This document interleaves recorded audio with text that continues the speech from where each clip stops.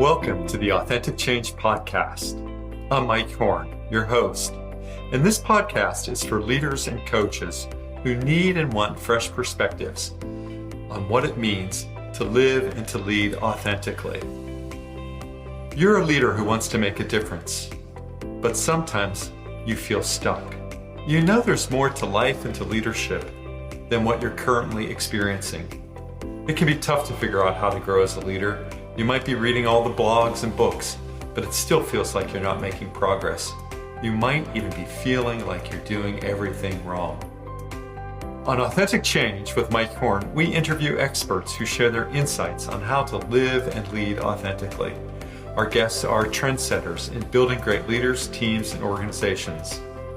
We provide fresh perspectives on what it means to live with purpose and authenticity. Welcome to this episode of the Authentic Change Podcast. Welcome to this episode of Authentic Change with Mike Horn. I am absolutely delighted to have in the virtual studio Hortense le Gentil, who is a global executive leader coach and author of the widely acclaimed Aligned, Connecting Your True Self with the Leader You're Meant to Be. It's a perfect title for our audience, mostly consisting of people who are helping others to achieve their greatness and to step into their potential. Hortense works with CEOs and other senior executives around the world to help them lead with authenticity, in fact, and to close the gap between the leader they are and the leader they want to be. I think to bridge from sort of realities to possibilities, perhaps. She brings over 30 years of experience in business, working across a number of industries, including media, advertising, entrepreneurship, and she's been working on delivering executive leadership programs at various Fortune 500 companies and for CEO perspectives. I think one of the things that our audience should know about Hortense, and you can find this by reading the show notes or certainly visiting her at hortenselegentil.com and learning more about her and the work that she does and the services that she provides. But she's ranked number 5 on the Global Gurus list by World Management Global Gurus, was a 2021 nominee of the Thinkers 50 Coaching and Mentoring Awards. She's a contributor to the Harvard Business Review and Thrive Global. Her thought leadership has been featured in Forbes, Fast Company, and Business Insider. And I'll just share this one thing as I was looking through the reviews of Aligned, which is just an amazing book for us to talk about, particularly in terms of congruency. I saw that Marshall Goldsmith, who also endorsed my most recent book, Integrity by Design, Working and Living Authentically, was also endorsed your book. So it's a great community to be part of. So welcome, Hortense. I'm sorry for the long introduction, but I think it's well-deserved and something certainly our audience would like to know. But say a few words about yourself. Thank you. Thank you, Mike, for having me. I am delighted to be here today and to talk about my favorite subject. So, yeah, as you said, I'm a coach now for a decade, and I was prior. I was an entrepreneur and working for a large company, and until I found my calling. And I was really aligned with who I meant to be or who I wanted to be, even if I didn't know at that time. And I tried to, I'm working with CEOs and senior executives. And as you said, closing the gap, and also on their journey to move from hero leader to human leaders. And this is all about authenticity. Be yourself, be aligned, because you have to be aligned if you want to be authentic. So this is who I am. Such an interesting transition from hero to human. Can you talk a little more about that? I mean, that's an interesting juxtaposition of both words and ideas and concepts. So hero is, I think we're so used to that. So our education and everything.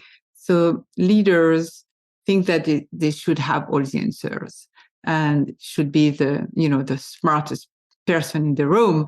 And we just realized that it's not possible. And the COVID show us, that it was not possible because you don't have all the answer. We absolutely don't know, or maybe but for me, I don't know what's going next. We are in the middle of, multiple crises and middle of that storm, and really we don't know. Who could predict a COVID lockdown? Who could predict, a war? Who could predict? And we name it. So this is really moving. So you need courage, because moving from what you know, so you were supposed to show up with answers, to more authenticity, to lead with empathy and authenticity and be human, this human leader that we need today, right? This is a struggle for many of the executives I coach. I primarily work with scientists and engineers and technologists, and often they are among the smartest people at the table. They've discovered a molecule, they've advanced a molecule, they've made a scientific achievement recognized by their colleagues. And for many of them, this movement from hero to human is fraught with peril in so many ways, despite how sincere they are, how well-intentioned they are, how willing they are to be of service to bigger ideas and greater causes. What do you think are some of the things that you've worked with a lot of these people, Hortense? What do you think some of the things are that get in their way of really empathizing with others and helping others to bring more of who they are to what they do and the best of what they do? I would say the first thing that I see are two things. The first one is maybe they are not aware. Okay, this is one. The second one. It's a great place to start. Thank you. Right? So you have to be aware that maybe you should change. I would say that the second one is, would you want to change? So would be willing to change. And the third one will be that we have to face our fears, because this is scary. So you need courage. I was sharing that because I was speaking with someone last week about that, and this CEO was amazing CEO, and he told me, I understood and I accepted to become a human leader, lead with vulnerability, when I understood that you need courage to do it, because it's difficult. And it's difficult because we are all behind something to protect us, and you have to open that and find boundaries, by the way, but it's a long story. That's great, though, and maybe it's a way for us to begin to further advance or to discuss the topic of alignment. So in the work that I do, I often talk about integrity as being the real deal, as genuine. If you were a structural engineer, you would say it all hangs together pretty well. The person hangs together pretty well.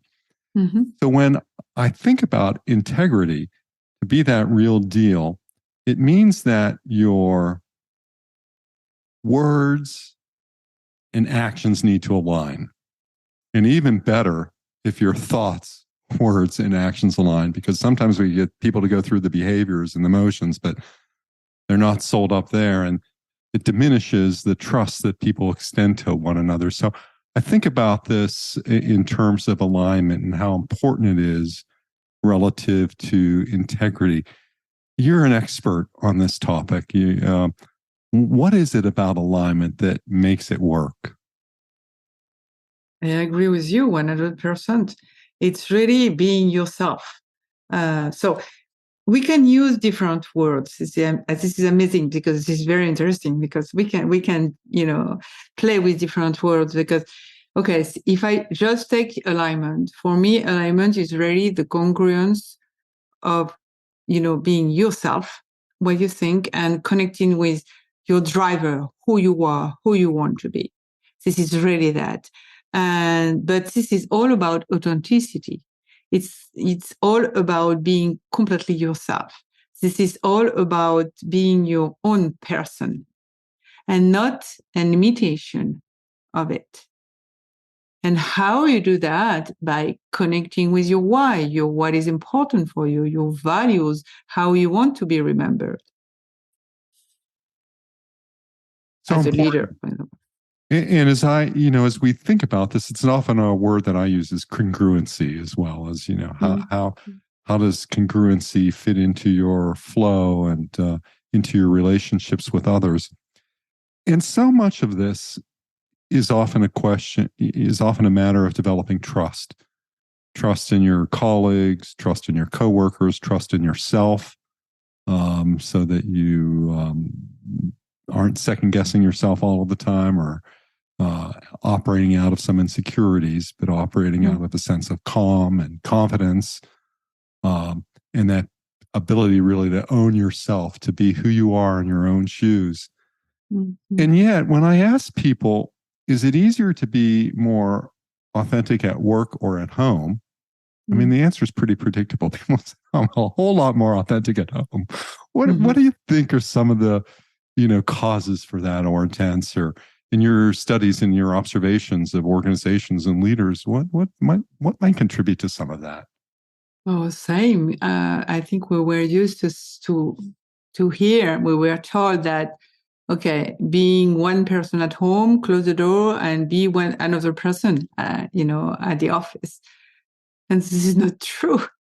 I don't know about yourself, but did you cut yourself in two and you let a part of yourself at home and another part of yourself, in the office?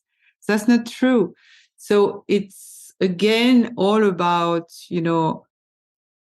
rethink.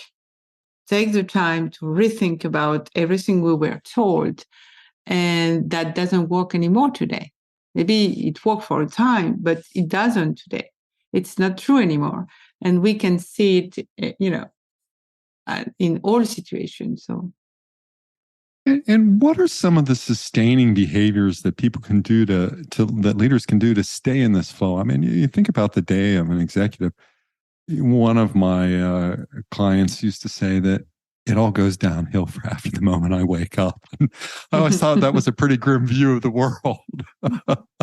It's true. And for him, in some ways, it framed his reality and his experience of what it meant to lead in a very large organization with challenges.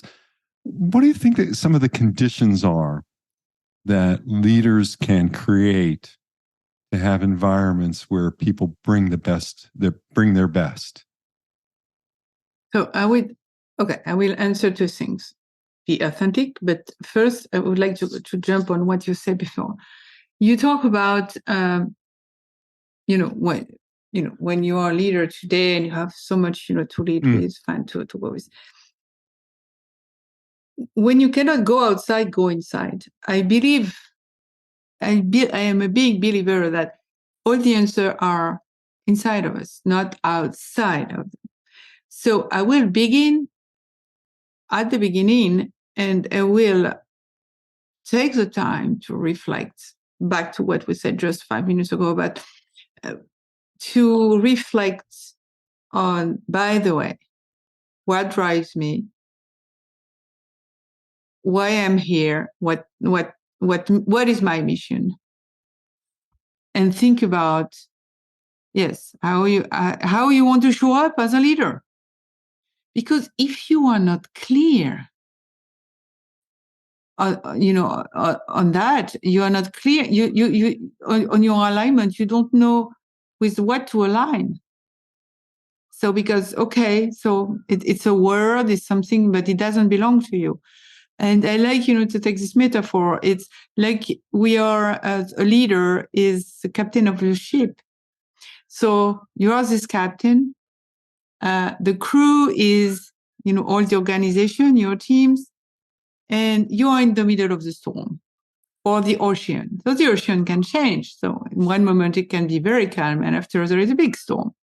So we don't know what's going to be next. So we don't know what waves is coming next, what wind is coming next. So what is important for you and your crew and your organization, they are waiting for you to know, to give you the true north. So not maybe, of course, you have to take care of what next in 1 year or 2 years, but everything could change in 1 year or 2 years. So let's see further away, your true north, your compass. What is your compass? And this compass is inside yourself. That's a great way of thinking of it. I often think about, how do I back up but not go backwards? It's on the principle of reflection, right? It's the importance of being able to hold yourself out there as an object and understand the impact and influence that you have. And yet, for many of these folks, I think for many people, not just talented executives, the ability to let go, to embrace something new, is always challenging. Many of the clients that I work with are in some form of transition. They're moving from one role to another. They've had some feedback that people are concerned about, want to address that. Often in some sort of transition, one organization to another organization, or when we're lucky, it's in the real pursuit of a goal that they have in order to upgrade, develop, change their leadership. And you talk a lot about, I think, letting go of restrictions and old beliefs so that we can learn to behave and think differently. What are some of the techniques that you can use? I don't want to go into techniques, but what are some of the approaches or the ways that you're thinking about helping people to let go of restraining habits? Maybe you could think about, ask you one or two questions. The first question is, can I have any impact on what's happened now? If the answer is no, why would you take your energy and your time, thinking or doing what you're doing? I love that question, by the way. It's a very practical question. So I love that question. Easy. It's easy and it works each time. So what can I do? Nothing? Okay, so move on. I think, this is, I will stop there because I think it's very powerful, very simple, and easy to let go. So, because if not, we want to fix everything, especially leader, they think that, you want to fix everything. Yeah, you cannot anyway. So choose your battle, as we say in France. And are there certain events or experiences or activities that folks do to connect their true selves with the leader they're meant to be? Are there specific actions that I know that's a very broad question, but how does someone start? I mean, where's the starting point for this journey usually? What do you find with folks? I will say that you begin. So again, I'm not going to repeat, but you begin by reflecting, and on those questions that we shared, and I will go from there. One of the things that I often struggle with, and sometimes I find that it takes multiple meetings, and this will be of interest to our audience. And particularly as they, get to learn more about you and your work with Aligned and the coaching and the insights that you're bringing that people can find on hortenselegentil.com, and they'll find that in the show notes. But your coaching methods really help people to explore, I think, their values, their aspirations, their personal identity, as well as some of the blind spots they may be experiencing. And I believe I've come to experience in some situations people who are authentic jerks. Every colleague they work with is a moron. Every every decision that doesn't go their way is a bad decision and will lead to some sort of detriment. And, for someone like myself who leads out of a set of humanistic values, to believe in the dignity of every individual, to believe that people are in a process of development, to treat others with respect, to value diversity, to create inclusion. These things can be so challenging when you hear that behaviors in others. What's important in the coaching relationship in that regard? I mean, is it a bad fit just at the beginning, or what do you think you're driving, particular skills or dynamics that you have to address? So I'm afraid I didn't hear. The sound was cut at the beginning, so I tried to understand your question.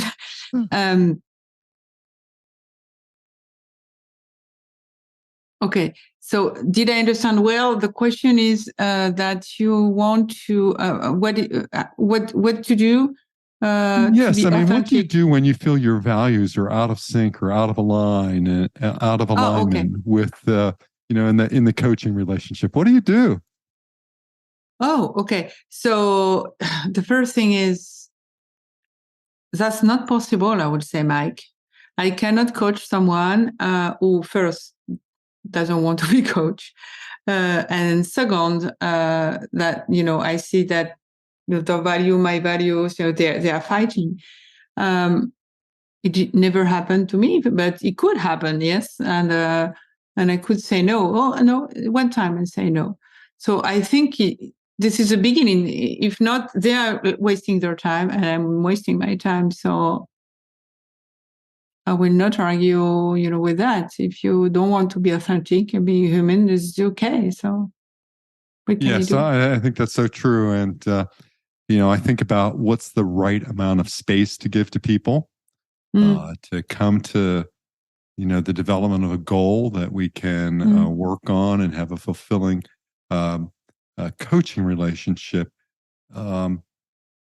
As well as, helping people, I think, navigate some very complex environments for which they're a part of. What are some of the, if you were to offer Hortense a few insights for those who really want to create alignment in their life, or for those helping others to create alignment, what are some of the ways you might suggest that people start? I think I will start by clarify who you want to be, and so be yourself. And anyway, everyone else is already taken, as someone said. This is so true. I'm a big believer of the fact that we all have a unique genius, talent. And so being yourself is very important. And the second thing I would say is be sure you write your story and not the story of someone else. I love these on your website, hortenseLegentil.com. You've got these daily questions at a certain point when I was doing prep work. And they really do help, I think, address some of the questions that my clients struggle with, which is directing the significance of their work and life together. This challenge of bringing more of who they are to what they do and to do it well with others. And I love some of these questions. I'm just going to read a few. Did you find happiness today? Were you nice to yourself today? And perhaps as the third, were you able to be truly present and listen to others? So many, relationships to alignment and authenticity. In the happiness question, I think we know for sure that when people are aligned, it creates a certain kind of happiness. And it's not the euphoria about, a new boyfriend or girlfriend or birth of a child, but it's a sort of sustained happiness. And you know this as well as I do. I mean, I think what the social science research teaches us is that people generally like to work for happy people, for happier leaders. I mean, And we might, more clinically describe that as aligned leaders as opposed to happy leaders. But there is a relationship there. And I also think about a client that I'm working with now, where in their culture, they talk about moving beyond niceness, that everybody can be nice to one another, but how do we be kind to one another? And I love that way of thinking about it. And in terms of presence, what more can a leader bring? But perhaps two other things: some hope to situations, or some heart to situations, and perhaps some discernment, being able to figure out what's work and what's not work. Great daily questions for reflection. What are some of those that you use, or how do you use these in your coaching and consulting practice? So I would like to jump on before answering what you just said, because why when you know why you're walking. So when you in the morning, you know that you why you're going to go to the office. You know your mission. So everything changes, because when you know your why, you increase your joy, your happiness, because it's meaningful. You felt you felt a sense, and you need a purpose. And I think this is the base of human being. If we are doing things that we don't know or we are obliged to do, we are not connecting with ourselves. So we do it, and we can do it, but it's absolutely completely different when you do it with, because you know why. Yeah, of course. And you connect, and I love, what you said about, go beyond, be nice, be kind with others, be kind with yourself. And as a leader, being there for others. So listening, yes, and being there for others. This is so powerful, and it changed everything, because I think we all have this experience. When we can help someone, we feel so much better, right? Absolutely. So this is all about humanity and connecting with others. And to answer your question, very often my daily question, of course, you evolve and you change. So how it works? You decide, you can do by yourself, by the way, or you can do it with your client as a coach or as a mentor. It's really okay when you reflect and you say, okay, I want to show up like that. I want to communicate better. I want to listen better. I want to be more here for others. And there could be little things like, I want to be here more for my children, or to hear more my partner, to listen more to my partner, or to listen more to my teams. And what we do is we write a question. So I'm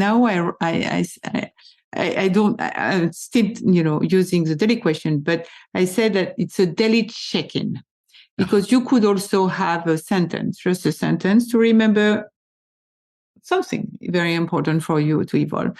And it's a muscle, because it's all about, your brain and the connection you made. So if you want to make a change, it's exactly like when you walk on a muscle, you have to work on it every day, because if you don't, you go back, to the other behavior, because you are so used to do it. So, for example, for myself, I have a list that evolved, because after it becomes a habit. So when it's a habit, you won. This is good. You can move on. And but until there, you have to check every day. And I recommend really every day to do it, and you will see the difference, by the way. I promise you will see. So, so could be, for me, it's, question or something like, did I do my best to be kind with myself? Because as everyone, sometimes I'm not very kind with myself. I judge very hardly myself. Or did I, show up, twice this week to call my parents? Or did I, or things like that, communicate correctly, with my teams and everything? Did I did I was there for them, or things like that. It's very simple. It's not complicated, but it's something that belongs to you and that you really want to work on. Yes, and it's so, I loved what you said there about changing the game by being there for others.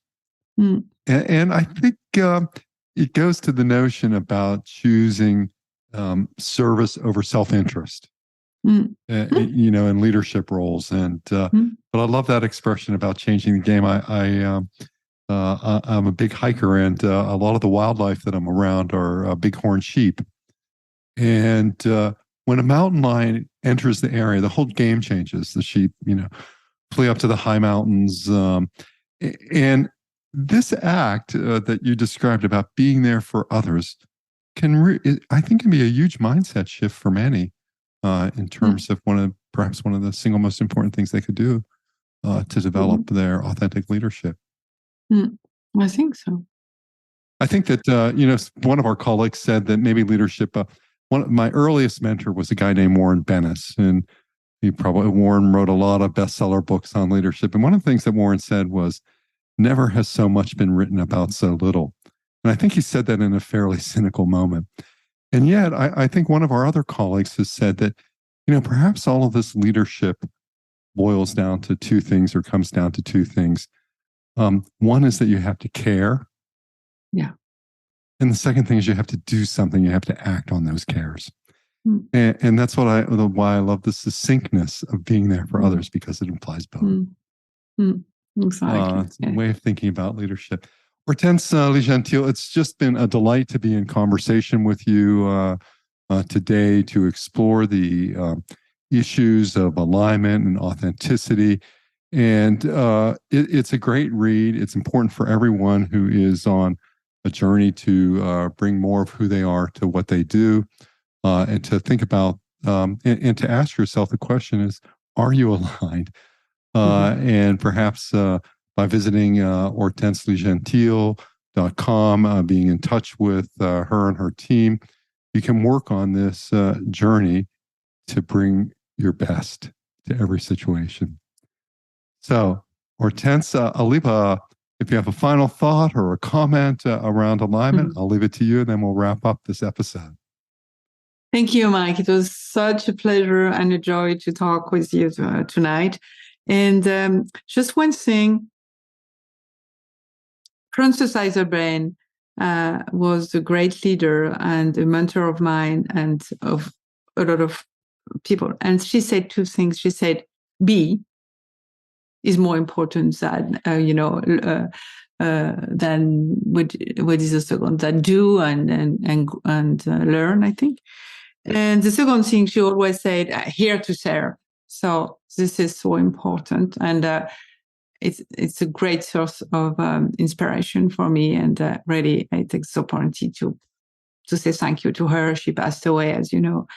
And the second thing is, I wrote a book. A new book is going to come out in September. And this is the subject of the book. And the title is The Unlocked Leader.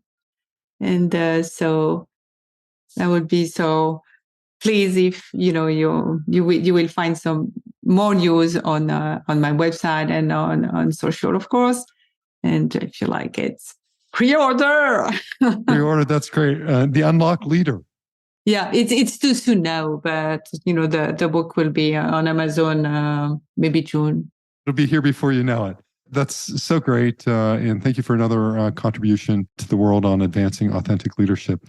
So until the next episode of Authentic Change with Mike Horn, thank you, Hortense le Gentil, and everyone, stay well.